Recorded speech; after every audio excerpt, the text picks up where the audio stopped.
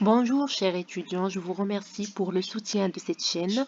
On va commencer par la diapositive de la dernière fois, mais avant tout ça, je vous en prie de faire un j'aime bien sûr et un commentaire si vous ne comprenez pas, et aussi un commentaire d'encouragement pour la continuité de cette chaîne, et aussi de s'abonner. Et voilà, je vous remercie. Alors, qu'est-ce que c'est que le diaphragme? Comme j'ai déjà expliqué dans la dernière vidéo, et voilà, on est toujours au cours de la respiration.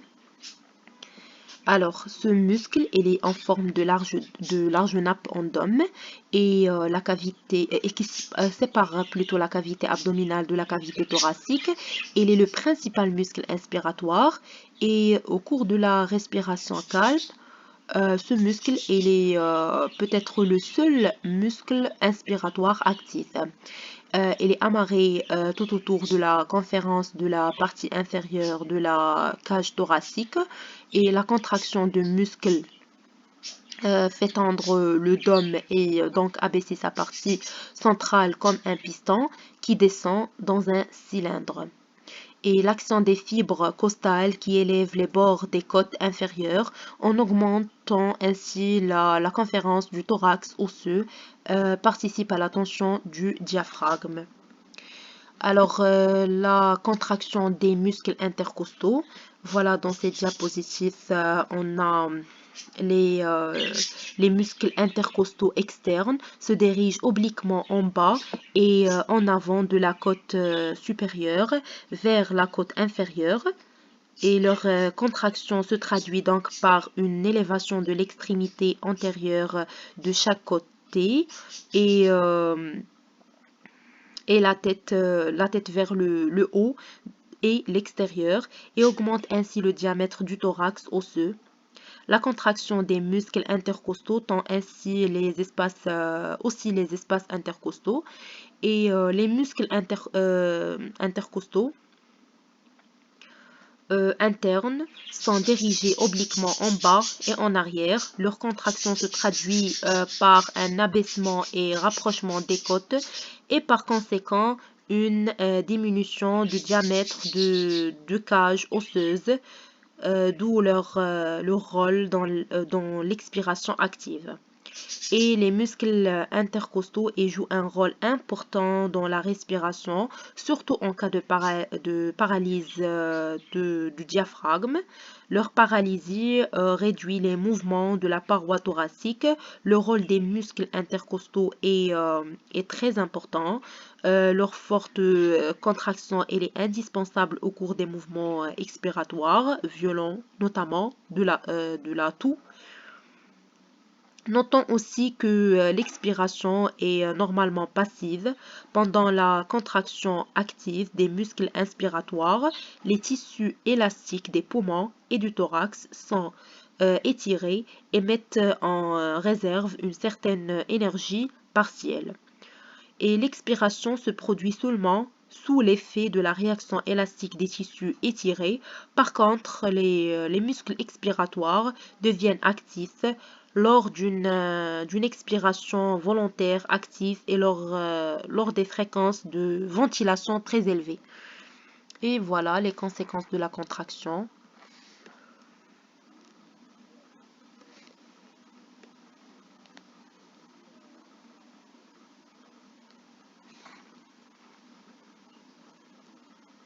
Voilà.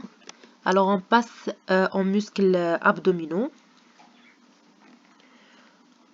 Voilà, on a un schéma qui montre les différentes muscles abdominaux. La contraction des muscles abdominaux a deux effets. On a deux effets. On a l'abaissement des dernières côtes, et c'est un lieu d'insertion des muscles. Et on a le déplacement du diaphragme vers le haut, poussé par le roulement des viscères, comprimé par les muscles abdominaux.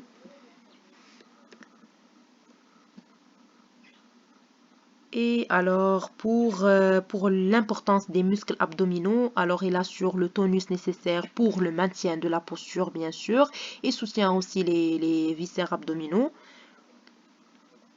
Et chez le sujet debout, ces muscles gardent un certain tonus nécessaire, comme j'ai déjà dit, pour le maintien de la posture.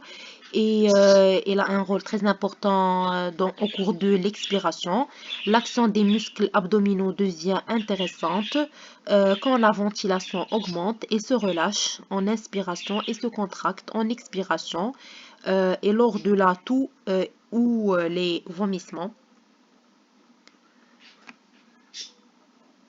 Pour les résistances,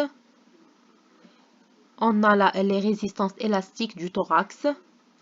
Nous avons vu les muscles de la respiration et les actions qu'ils génèrent dans l'inspiration et l'expiration. Nous allons maintenant nous intéresser aux réactions, c'est-à-dire les résistances. Je vous rappelle d'abord qu'entre la cage thoracique et les poumons, il n'y a pas de fusion tissulaire, juste un film liquidien qui les tient collés ensemble. Et la cage thoracique tire vers l'extérieur et les poumons tirent vers l'intérieur. S'établit donc une sorte d'équilibre de force entre l'action et la réaction. Voilà. Les conséquences de détachement des poumons et la cage thoracique.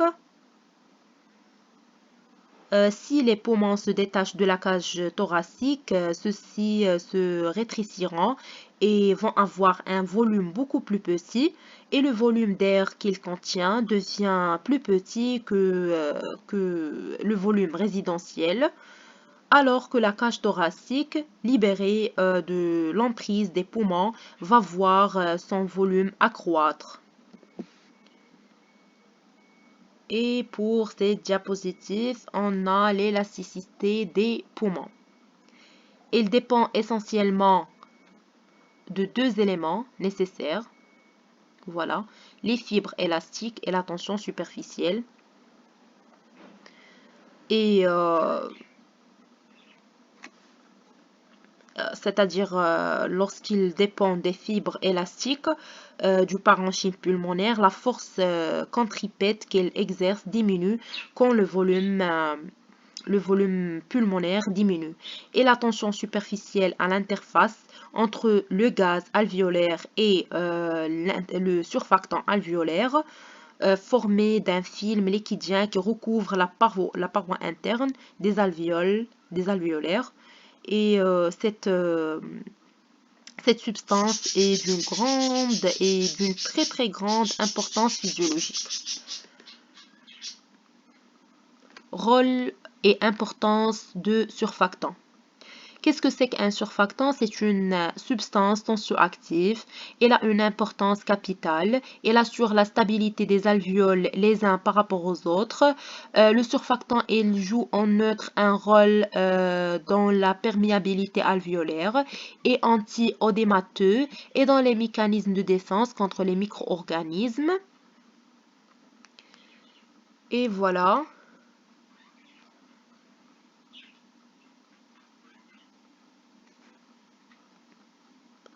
Voilà quelques exemples.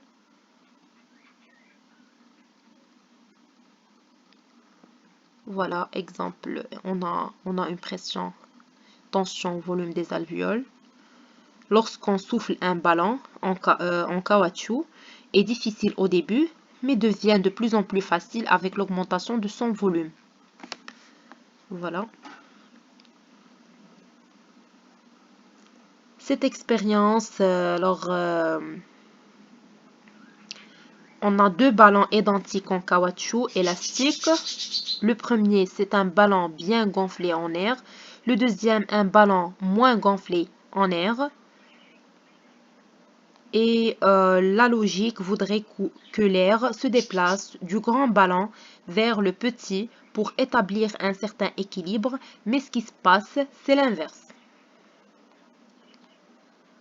Une autre expérience aussi intéressante consiste à gonfler un ballon à l'occasion d'une fête ou tout simplement pour un gamin.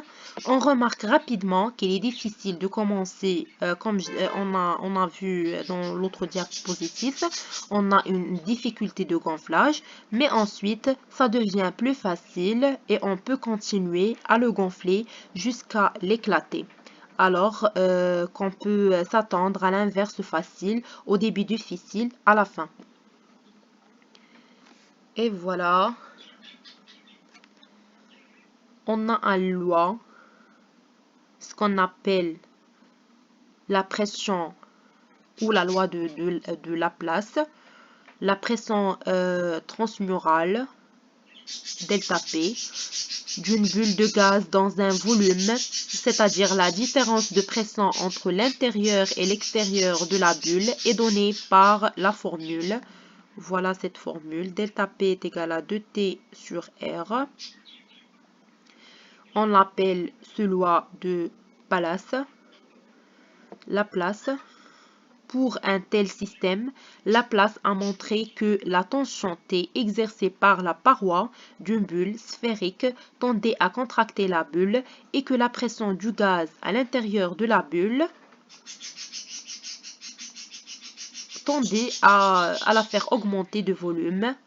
Et R, elle représente le rayon de la sphère. Voilà.